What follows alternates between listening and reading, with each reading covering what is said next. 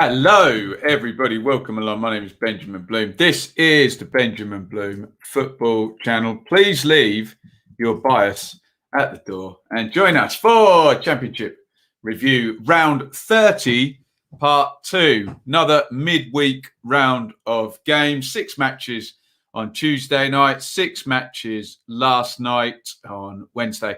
And those are the 6 we'll be looking at. But at the end of the show, we will do goal of the round and team of the round. There is a poll at the moment doing the rounds on YouTube as well. So if you want to vote in that and you think you can flip away and back again to the feed, then please do so. We're going to go through each of the 6 games in round 30. We will go from highest in the league to lowest in the league. We will talk about each. I would love to hear your comments. Please get them in and we'll try and hone in on the game that we're talking about. And then if we've got a bit of time at the end, after goal of the round and team of the round, we can do a little bit of Q&A. We will get to the analysis in just a second. Let's just say thank you to Russ, a fan and now friend, despite Ben's terrible taste in football teams. Russ is our fan sponsor for our review shows right the way through the season. Thank you very much, Russ. He got involved on Patreon. You can do the same. www.patreon.com/Benjamin Bloom.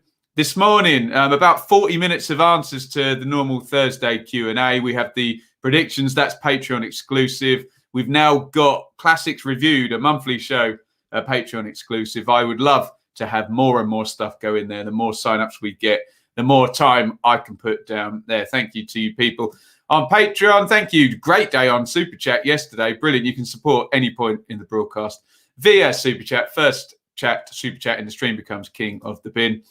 But for absolutely free, you can hit the thumbs up button wherever you're watching, YouTube, Twitter, or Facebook. But most importantly, as I always say, are your comments. Get them in. And we can do a live update down there because we are over 14,100 subs. It's a 0.1. I'll take it. Give me the 0.1. But we are looking good. Chris is here. QPR froze. Got some happy QPR fans. They weren't very happy a few months ago, were they? Afternoon to James, Leeds 2021. Brad, Liam, Sophie, hammering down here almost as bad as Trillion last night. Whereabouts are you, Sophie? Let us know. Eli, welcome. A happy Barnsley fan, no doubt. 200 match. Joel, Jacob, we will talk. We'll do your questions in just a second. D-Jam, Simon, loads of people in here. Let's go in specific now and we'll go game by game. We'll go to the split screen and just go through the results from last night, which were, as you can see there, Millwall 2, Birmingham 0, QPR 2, Brentford 1, Swansea 1, Forest 0, Coventry 0, Norwich 2, Barnsley 2, Blackburn 1, Bournemouth 1, Rotherham 0. And as Chris has already pointed, not a single draw in round 30, and the top in the main, I know there's one big exception here that we'll talk about, the top half won and the bottom half lost. I've been moaning about the league table not making sense for a while, with the entire middle of it not winning and the bottom winning and the top 5 winning. The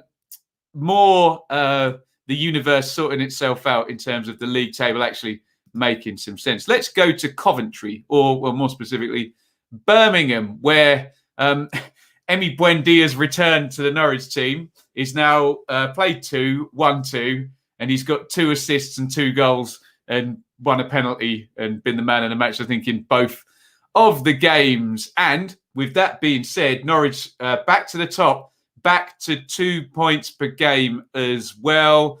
We all know 2 points per game wins you the title on the 10-year averages. So if Norwich fans were worried, they didn't need to be, because we all said Buendia will come back and they'll start winning again. And they have. There is your teams. Coventry there, Wilson in goal, Rose, McFadzean, Hyam, Shipley having to do a turn at left wing back. Obviously, McCallum on loan from Norwich can't play. De Costa the other side. Alan James, Hamer, O'Hare, who's been playing well. Walker, first start, I think, in a while for him.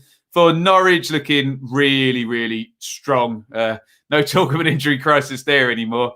Krul, Aaron's Hanley, Gibson, Giannoulis, Skip McLean, Buendia, Vrancic, Campbell, Pookie up top, and Pookie is going to get the opener. And this looked a lot like 2018-19 to me. Lovely ball through by Buendia. Pookie running off the shoulder of the last man and slotting in right-footed into the corner, as he did many, many times 2 seasons ago. Pookie has got 3 goals in 2 games after 1 goal in 8 games. He's now got 14 in 24 starts in the Championship. And he's looking like he's going to post a pretty good total as this season plays out. We expect him to get above 20 for sure. Obviously, Zhao and Armstrong and Tony are a little bit ahead. But Pookie looking a bit more like himself these past 2 games. And here is the main man, Pookie, setting up Buendia, who I think we'd be fairly unanimous in saying, use whatever words you want, best in the division, most influential in the division. He's certainly the top player, having easily the most influence on the top of the table, isn't he? A supreme work by Buendia this season. Can we say he's carrying Norwich? I don't know really. I don't know whether he's carrying them, but he certainly is a joy to watch for those Norwich fans. There they are, top of the table, 61 points in 30. So looking good for the title with those back-to-back wins, responding from a little lull, which frankly coincided with their best player being suspended. So all looking good for Norwich. Coventry, a bit worried about now because that is 10 points in 12 games. And the rising tide we've talked about recently, I wonder if the tide has gone out now and maybe that bottom 6 can say goodbye to Forest, Derby and QPR now. I just wonder whether that bottom 6 now looks the most realistic bottom 6 in terms of, I mean, order them however you like, but I just feel we might be ordering the table now far closer to how it's going to finish. Obviously, that's stating the obvious because as we go through the season, the table gets closer to how it's going to finish. But a bit worried for Coventry now. It's just what lies beneath, and can Coventry get back on sort of points per game run? Over the season, they're hitting the point per game, which you need. Remember, 10-year average, 45 points will keep you in the division.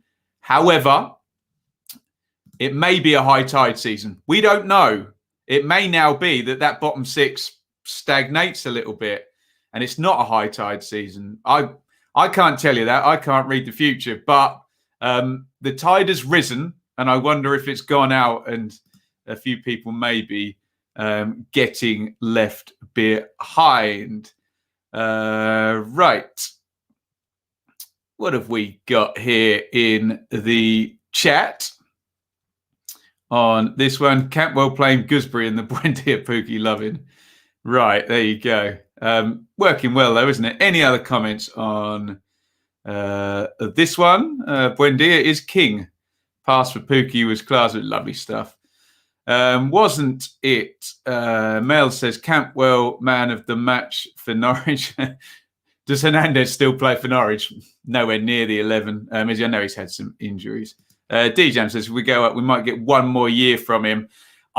Honestly, he's a joy to watch. I just can't see it happening. It feels a bit like Cristiano Ronaldo the last year at Manchester United. Look, we'll give you the 1 year and you can go wherever you like in the summer. He just seems, and this is no disrespect to Norwich, just seems a level above. And, you know, unless Norwich are going to do a Sheffield United and finish in the top half of the Premier League next season, I think he's done his time there and kind of put the club on his back for possibly 2 promotions. So he would be well deserved. I'll say someone who'd give a run for his money. Harvey Elliott, potentially, yeah.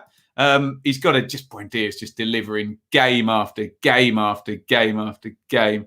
Rambo Alpha. Cantwell was great. Shame he's so inconsistent. He's getting there, isn't he, Cantwell? I like the cut of his jib, though. It's nice to see a confident young player with a little bit of a swagger. Right, let's move on. QPR 2, Brentford 1. Back-to-back defeats for the Bees after that 21-game undefeated streak. And they are off the 2 points per game trail now. Brentford on to 57. They do keep second place. Swansea have games in hand. We'll talk about how that is going to work going forward, because it's not as simple as Swansea just bunging the points on the board. There are your teams in this one. Dieng, Dickie, Cameron, Barbet, Wallace and Kane, wing backs. Johansson, Bull, Chair, Dykes and Austin. Since Charlie Austin returned, 5 wins in 6 games for QPR. We talk about, say, Buendia being an influential player in terms of the whole division. I think when we do most influential signing and the difference it made to the team when it happened, I think Austin might have the crown on that one, mightn't he? Brentford, second straight defeat. So Raya in goal, Dalsgaard, Henry, Winston Reid partners Mads Sørensen, and that is after Ethan Pinnock didn't have the best game, did he, against the Barnsley mad pressing machine. De Silva, Jensen across the middle, Fosu, Tony, Canos up the top. Here are the goals. This goal was better than I thought it was, actually. Jensen slams the free kick on the near post. I thought Tony had just headed it in, but it's a kind of Bruce Lee karate kick. Kung Fu? I don't know. Get me martial arts mixed up. Do I look like a martial arts? Actually, just check out the Benjamin Bloom Football Channel home kit, which I'm modelling today. You can buy on Teesprings, as you can see down the bottom there. 1-0 Brentford, but what a turnaround in this one. And let's give West Brom some credit, because it's 2 West Brom loan players who are going to do the business here. It's actually Tony, the top scorer in the league, who heads that back to Sam Field. And look, drills that with the left foot into the bottom corner. And what do we say about Charlie Austin in the Watford game? Which one? Give Charlie Austin big chances. He will score all of them. And there he is. Gets a bit of a deflection, which wrong foots Raya, but he always hits it early. He always hits it on target. And most of the time he scores, doesn't he? So big win for QPR. And Brentford, yes, the big long run. Now a 2-game losing sequence for the Bees. They've been quite calm under pressure, haven't they? Particularly in those games where they went behind recently. But I think Chris was saying it in the chat, sloppy recently. Does the intensity drop off when you're 21 games undefeated? Do you almost need a kick up the backside? Perhaps. They're still second. They still look very good. Their underlying numbers are still fabulous, but 2 defeats on the bounce is 2 defeats on the bounce. So, not a good end to the undefeated streak there for Brentford. And Swansea, we'll talk about them in a minute, just tucked in, looking to strike if they can do so in terms of those games in hand. And QPR, brilliant. Again, I talked about the sorting out of the bottom of the table. QPR have really gone on a great streak, haven't they? 15 points in 6 games. They are 8 points clear of Sheffield Wednesday. They're down in 22nd. Let's have a look at your comments here. Connor, nice one. Ben Bloom selling off Emi Buendia. I have zero influence. I'm just calling it as I see it. But yeah, routine win. Zach says Cantwell plays better with Buendia on the pitch. Everyone plays better with Buendia on the pitch. Right, here we go. Noah is admitting he was wrong here and that Lee Wallace is actually a great left wing back. No, Lee Wallace had a great game. The much maligned Wallace. When Tony had scored early, I thought Brentford were going to cruise it. Well, QPR's last 7 games, win, lost, win, draw, includes Norwich, Watford away and Brentford. Boom shakalaka. Is there not an FA Cup game in there as well? Very, very impressive stuff from the Bees. What league, Benjamin Bloom? They're in the Champions League, Jay. Absolutely. What do I think of that picture of Frank? Oh, poor old Frank. Leave him alone, bless him. But yes, I think Austin indulging in some S-housery after he scored, didn't he? Tony, once he's in the Prem, will end up in the England team. Put him up there with Tammy Ings and Calvert-Lewin. Nice. Could it be the beginning of a downfall? I don't think so. No. Hey, if it goes 3-4 games, but I don't think so. If I were a Brentford fan, I'd be okay, calm down, get back at it. It might, like I say, it might be a kick up the backside that they need. Afternoon, Benapuente agent. I'm not. I just think he's. But look, convince me I'm wrong that he's the most talented player in the league. Where am I going here? I think we have. What's the nickname of Benjamin Bloom FC? What, like the Tykes for Barnsley or the Bees? I don't know. Someone make that up. I don't know. We'll leave that in the chat, actually. Swansea 1, Forest 0. Swansea are the height of efficiency, aren't they? Absolutely knocking it out of the park in terms of, we just talked about Brentford underlying numbers, and I've just been honing in on the underlying stuff and the XG stuff and the chances creation and chance quality. Swansea are just on point. They're only like +2 on their sort of probability XG sort of difference. So they're just so finely attuned, Swansea. They don't need many chances to score, and you can have a lot of chances and they won't concede. They're outperforming in both ways. All I'm saying is they could continue the season completely finely attuned. They could get better, in which case it will catch it up a little bit, or the little, a finely tuned machine, if one cog goes out of place, that's the only thing I would say in terms of the teams at the top there. And Steve Cooper's done a stupendous job to have that going. But just keep an eye on those underlying numbers. Swansea win tight games. And yes, we have had teams that go through a season just winning tight games and they go up, and Swansea could be that. But I think if I was a Swans fan, I'd want it to start to become a bit more comfortable. But hey, they may be at the height of their powers, and Steve Cooper's dragging everything out of those guys. They're certainly in great form, aren't they? 37 points in 17 games. How about that? So well over 2 points per game for a 17-game sample. 2 points per game wins you the title if you can do it over 46. 3 goals conceded in 9 games as well. They are miserly at the back, the Swans, aren't they? Brilliant stuff. Woodman, Bennett, Guay, Norton is that miserly defence with Robertson, Bidwell, excellent wing-backs. Grimes, Fulton, Hurahan, Lowe. Ayew played last night for Forest. Samba, Christie, Figueiredo, Worrell, Ribeiro, Garner and Cafu, Knockout, Kravinovic, Lolly, Graben up the top. And did they not learn from the league game? We did the league game as a watch-along, and Connor Roberts appeared from nowhere to out-jump Sammy Amiobi and head the only goal. What's going on? There he is again, a late goal. Nice cross from Bidwell. Wing-back to wing-back. It was Bidwell who put the cross in, wasn't it? And Joe Worrell, look at his reaction here. He's furious with Figueiredo. And who's 27? Is it Kravinovic? I can't tell you. So let me just double-check that for you. It is Kravinovic before I bury him. They've obviously both let Roberts run in, and Roberts heads it into the net late on. And as I say, and this is not damning with faint praise, Swansea just game management and, being finely tuned. They're just superb, aren't they?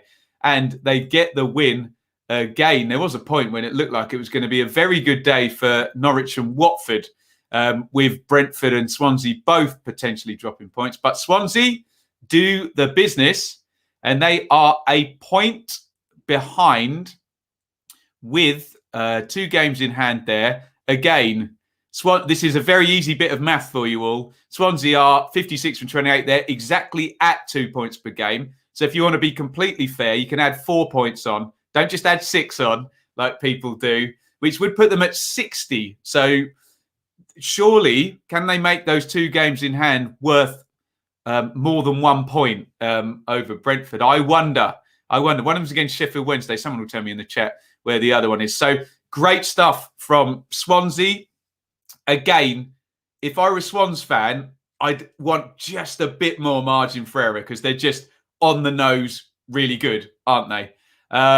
There is Forest, who'd been in good form, hadn't they? That's only the 2nd defeat in 12 for Forest. But would you believe the 3rd defeat to Swansea since November 29th? They obviously lost 2 in the league and 5-1 in the cup as well. I'll reiterate my earlier point that the bottom of the table, I think, might have ordered itself out a little bit more how it's going to look at the end of the season now. I think they might kiss goodbye to Forest and Derby, particularly QPR, obviously in good form as well. So I wouldn't be too worried if I was a Forest fan, although I wouldn't want to see Swansea again, especially after last day of last season.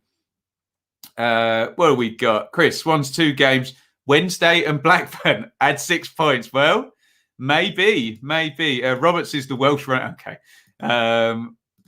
Yes, he did. Absolutely. Kai says probably Forest's best game of the season. Didn't deserve to lose. That says a lot for Swansea, doesn't it? They can hang in games and they can do the business where they need to.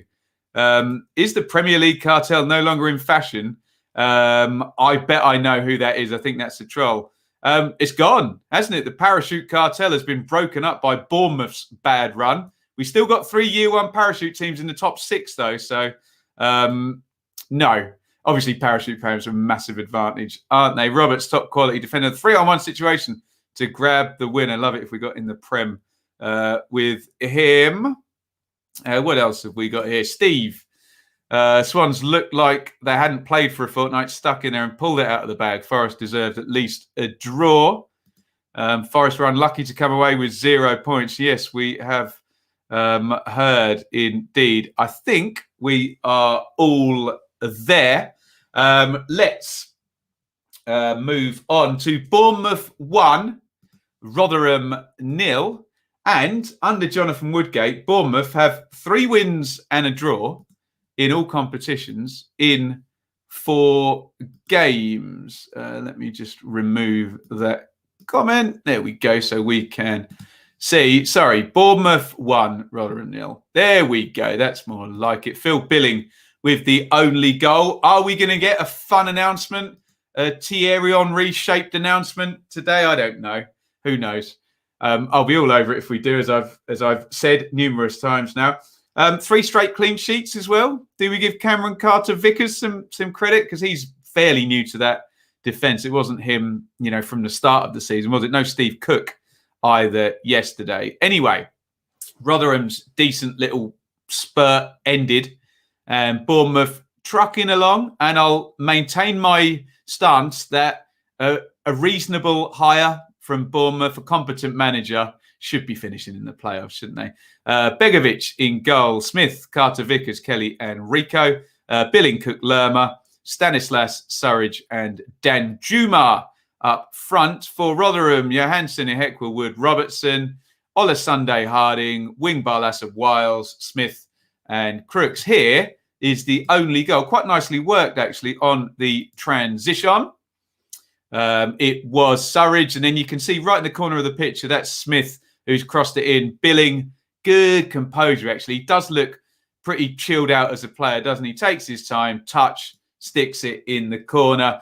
We ended up in the Super Stream sort of covering the last 30, 40 minutes of this one. Rotherham gave it a bit of a go, didn't they? One decent chance. And I can't remember who it was for. Freddie Ladapa, I think, towards the end. But decent win again for Bournemouth. And given Mick McCarthy breathing down their neck of late, a much needed victory, it's still a decent sized gap, isn't it? So you now have 16 games to go and a 6-point gap for Bournemouth. We'll see. I still think that takes either a hell of a run for Cardiff, as in, those last 5 games where they got 13 points, stick another 13 points in the next 5 games, and Cardiff would be at 35 and 56 points. So it would take that type of pressure from the Bluebirds to push on to Bournemouth. Get your thoughts in on this one, by the way. Rotherham down the bottom there is a little bit worrying, isn't it? Because they've been in good form, but that's a third defeat in 5. And what you would want now, if you're a Rotherham fan, is for it not to go, oh, here's a little splurge of wins, and then we're going to regress to under a point per game all of a sudden. Let's see if they can get it back. Let's have a look at your comments. We should have won 3-1. Really? Let me look at the numbers. Let's see what the numbers say on that. Well, there's a bit of a damning statistic there. 1 shot on target, 1 big chance. So maybe not the 3 goals, but yeah, I understand finishing can be an issue with these chances. But I think a 3-1 win might be pushing it just slightly. Jay agrees, though. Rotherham deserve to get something. If it keeps them in that relegation battling group, I'm afraid I wanted them to lose. Still think Bournemouth will be caught. Yeah. Not a lot of love for Bournemouth here, is there? Rotherham play some nice stuff and work bloody hard. I can say that, can't I? I think they'll be okay. Have goals on the side. They do now with... they've added quite well, Rotherham, haven't they? In respects of Wing and Giles, a bit of quality in the middle. And I was, sort of fairly... Crooks has stepped up, hasn't he? And when they were bringing Ladapo and Hurst on, you think, okay, it's fresh legs. I know our friend Iain isn't a big fan of Hurst, but Ladapo's a good player, isn't he? Rotherham at Norwich on Saturday. There you go. It doesn't say you had 3 chances. You should have buried RFC Vlogs by Tiny Pie. It says you had 1 big chance. Again, I didn't see the whole game. I'm just going on the numbers, but I think maybe just pull that. You may be in the realms of exaggeration there slightly, but I'll bow to your superior knowledge. Maybe they could have got a draw, but from what I watched of that game, it wasn't a 3-1 Rotherham game for sure.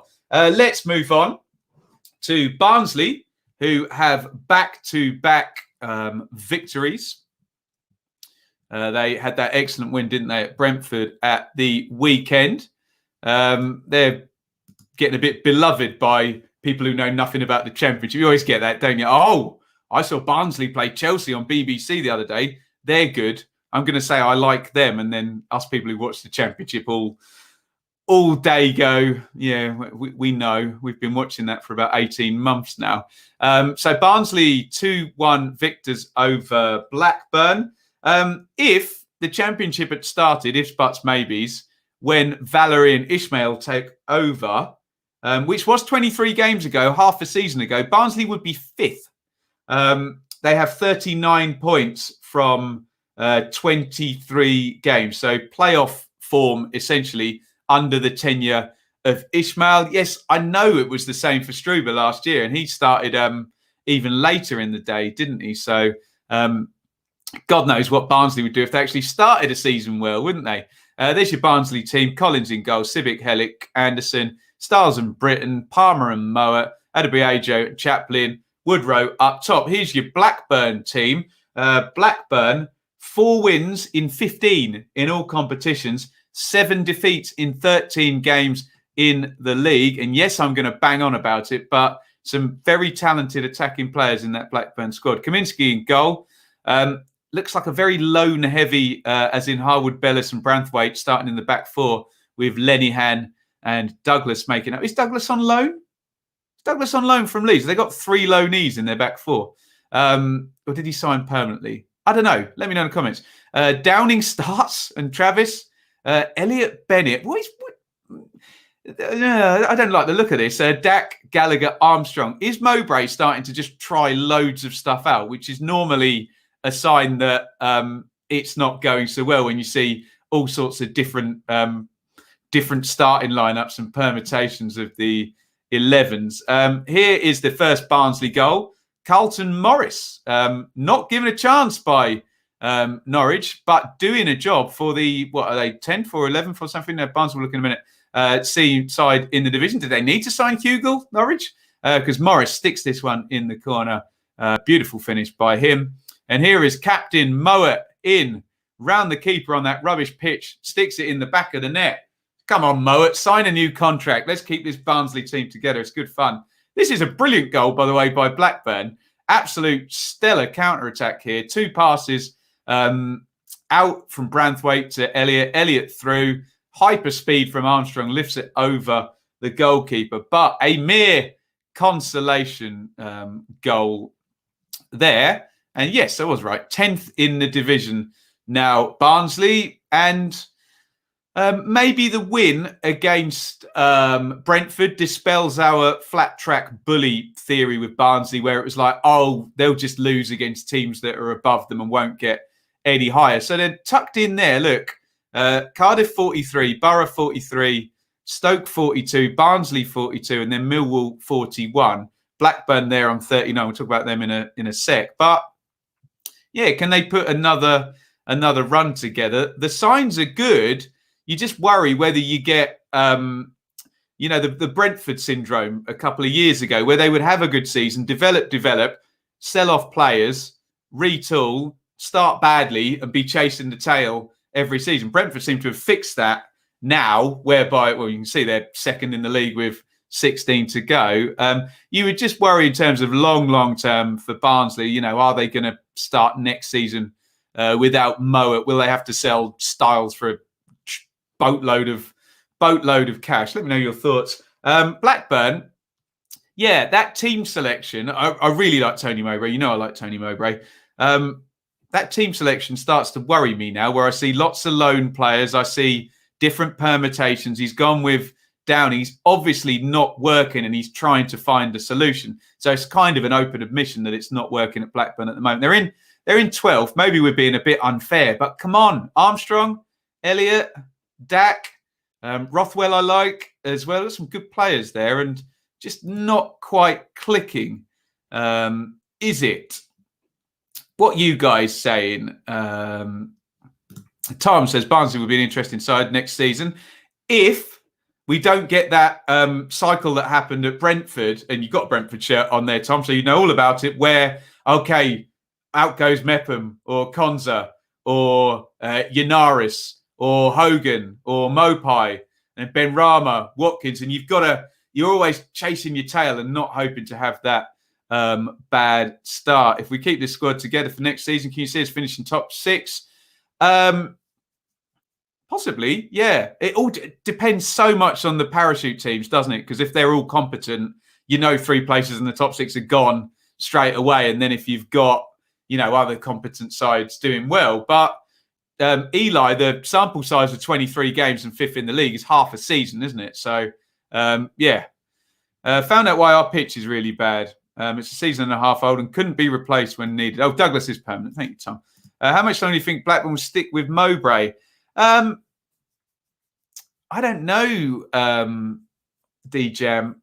I don't know. I'm a bit concerned about. I know Venky's are less mental than they used to be, but they've given him Harvey Elliott and they've got Adam Armstrong, and then you think, well, if Armstrong ends the season with 27 goals or something, he'll be sold, won't he? So we need to fix our pitch. It's a mess. Yeah, not very helpful for all that pressing as well. Barnsley potential outsiders for the playoffs.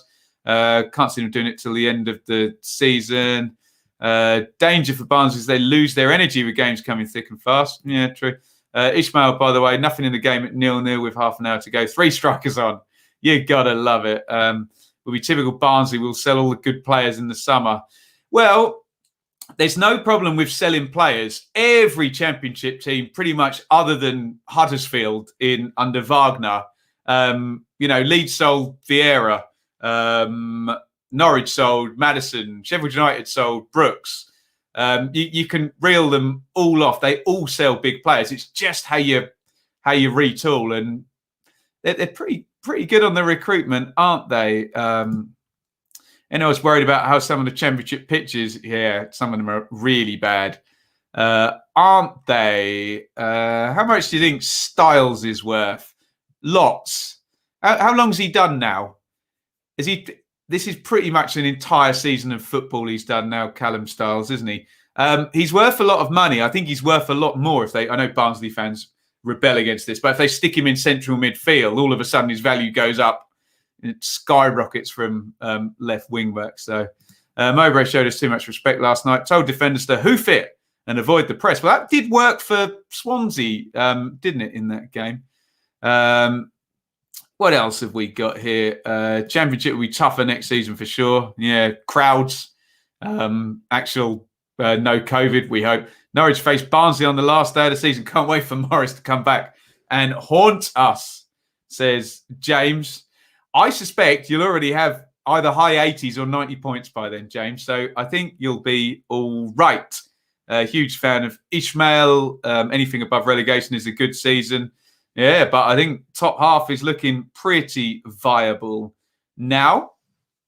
Finally, oh God, we're going to get depressing now because we're going to talk about Birmingham. Millwall 2, Birmingham 0.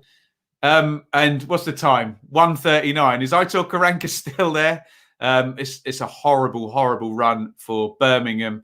Extended down at the Den last night. 2-0 to Millwall. And just typical, we start the super stream and within 3 minutes, Jed Wallace is chasing a rubbish back pass and Birmingham are behind straight away. So if you're a Blues fan and you set up and you're like, right, come on, let's get a foothold in the game, and you're behind in 3 minutes to a really bad goal, frankly.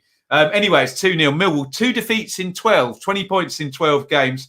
And here's an interesting one. I just looked ahead. Millwall have no current top 6 teams in their next 10 games. No current top 6 teams for Millwall in their next 10 games. I know they're not blowing the world away with their football, but it is quite a desirable run of fixtures coming up off the back of a run of, decent enough form. Birmingham, 5 goals in 12.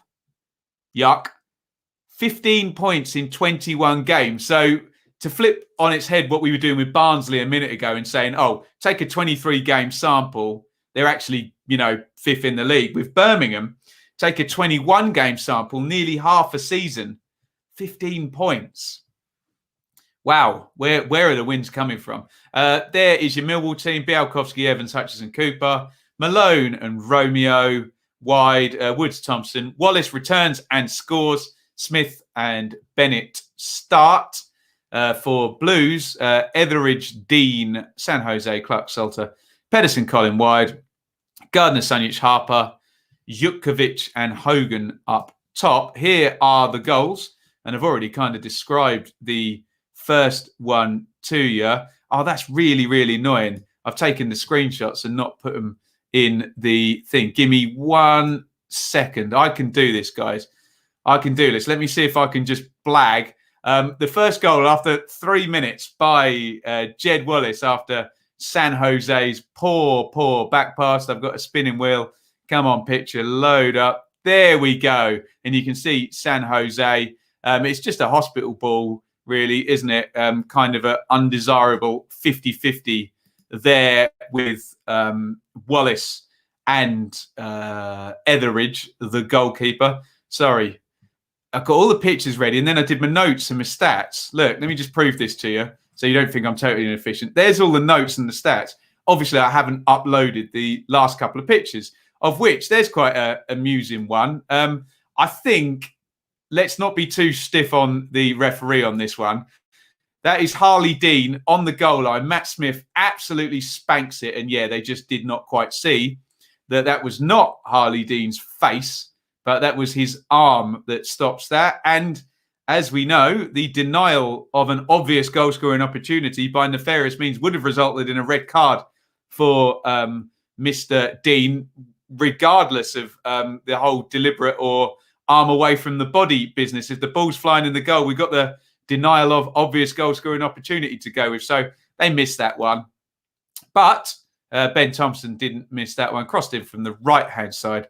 Thompson sticks it in 2-0, bish, bash, bosh, and the table does not look good for Birmingham, does it, at all? Let's scroll down, and we can see Blues 23rd, 28 points. Now, the only saving grace for everyone in the bottom, in the bottom 7, everybody lost last night. or in the midweek. Look at that. Wycombe, Birmingham, Wednesday, Rotherham, Coventry, Huddersfield, Forest, all lost. So no one's got any further away. But hey, it doesn't matter at all. Birmingham have only won 6 games all season, and they need some wins, and they need them quickly. I suppose they would like them under Karanka, Trillion, but they need to do something if the wins don't come. Millwall, as I said, in good form now and moving up into 11th position and into that sort of second quartile. Again, we've got a bit of a bun fight there between Cardiff, Borough, Stoke, Barnsley, Millwall. You've got Cardiff and Millwall in good form. You've got Borough and Stoke who've been on bad form and then just turned it round. You've got Barnsley who had the 3-game losing streak. You just wonder whether that lot will all end up tripping each other up and beating each other, or whether one team or 2 teams in that little group of teams will make a genuine playoff challenge. Again, I'll say this. Just look at the top of the table. Look at 5th place Reading now, 51 points, 8 points ahead of Cardiff, 16 games to go. Once we get down to 12 or 13 games, 8 points looks pretty unassailable, doesn't it? So they're defending a strong position. Bournemouth less so, but again, they've just got to get the managerial hire correct, and they should get in there. What have we got here in the chat? Jimmy says, it's always going to be a scrappy game. Pitch ain't fun. Brum fighting for their lives. Jed celebration straight from the in-betweeners. Does. I thought it was a John Cena, you can't see me, Jimmy. Need to sack him ASAP. Birmingham lucky not to have 2 sent off. Dean for the handball on the line. Uke for that terrible tackle on Thompson. I didn't see the Jukovic tackle. You got to give the ref a pass on the handball, though. Literally blasted at him and just bounced off, didn't it? So obviously, if they'd seen it, he's getting red carded. And I've heard, Gazza, it wasn't a good game. D-Jam, do you put Blues form down to style of play or personnel? I don't put it down to personnel. I think they've got some good players there. It must be coaching, mustn't it? Deary me. I remember watching Birmingham's first game of the season. Thought playoffs could be beat Brentford, didn't they? We did it as a watch long. Decent squad, underperforming. Birmingham are like the Newcastle of the Championship. Yeah. Not pretty, didn't play well. 3 wins in a row. Boom. You got to love it. Without sounding like a parrot, I want Karanka out. Created nothing all game. Takes us wrong. I thought Millwall were mocking us, bringing Billy Mitchell on. Thought he was the EastEnders bloke. Good young player, Billy Mitchell, isn't he? Chris says injuries will derail us. Wallace, Cooper, Leonard, Williams, Mahoney, Zahor, and possibly Keefenville, small squad ahead, but desirable fixtures. Chris, Birmingham look like a team expecting to lose. Need to change the mindset first. With the players Karanka has, they should be doing a lot better. Loving the self-promotion with the shirt. Yes, you can get involved at Teesprings and get one of these wonderful Benjamin Bloom shirts. Birmingham don't score goals and concede a lot. No, that is not a good combination. Right, let's do goal of the week. And right, don't comment yet because I've got a poll up on the other screen. Let me just transfer that over. And we'll get a real-time straw poll from your guys. We've had 61 votes on the poll. Right, there you go. So go for it. Just put one word. Just put the player's name in there. Goal of the week. Will it be Wilson, curling left footer for Cardiff at Luton? Will it be Watmore, stunning dribble down the right-hand side, cutting in and smashing the ball in with the left foot? Will it be Morris, that nicely placed curler for Barnsley? Will it be Armstrong for Blackburn, that really quick counter-attack goal? Or will it be Mbenza, a brilliant free kick from Huddersfield? In the interest of fairness, I will bring up the comments here. And someone, of course, has added, I have replayed. Michael Morrison, the obvious beautifully craply beautiful goal for Reading. Let me know what you think on that. I'll give you another 30 seconds on that. Wilson for Cardiff, Watmore for Borough, Morris for Barnsley, Armstrong for Blackburn, and Benza for Huddersfield. What are you guys saying? Wilson, Morris, Morrison, Wilson, Morris, Fletcher, stop it. Watmore. Watmore. Well, I thought Watmore's was sensational, wasn't it? I think the most exceptional in terms of the dribble and inside two and then slamming it in the far corner. Went for Wilson, not as biased, but I went for Morris. There, you can go for Morris if you want. As you can see, look, I always try and be nicely patronising in my polls. Oh, you can't see it. Yes, you can. Try to consider goals by all 24 teams, not just by the ones you support. There we go. Watmore. Watmore. Sam Field. Reddings. Everyone loves this Michael Morrison goal. It's up there with the Alan Hutton one for Villa against Birmingham in terms of defending, never quite having control of the ball. Right, now, let's go for team of the week. Hold fire 1 second, and I will give you some suggestions. So this round of fixtures, who is your team of the week? Would it be Watford, extending that away record? Stoke, finally winning. Reading, doing for Dean Holden. Would it be Middlesbrough, first win in a while? Derby, jamming a last-minute winner there at Wickham. Cardiff, a 4th straight win. Maybe that's the best shout so far. Norwich, ex-Premier League Norwich against ex-League One Coventry. Millwall, yeah. Swansea in a tight game. Barnsley doing the business well. Bournemouth, I think I'm sitting on... Oh, no. Why haven't we mentioned QPR there? QPR beating Brentford with the turnaround.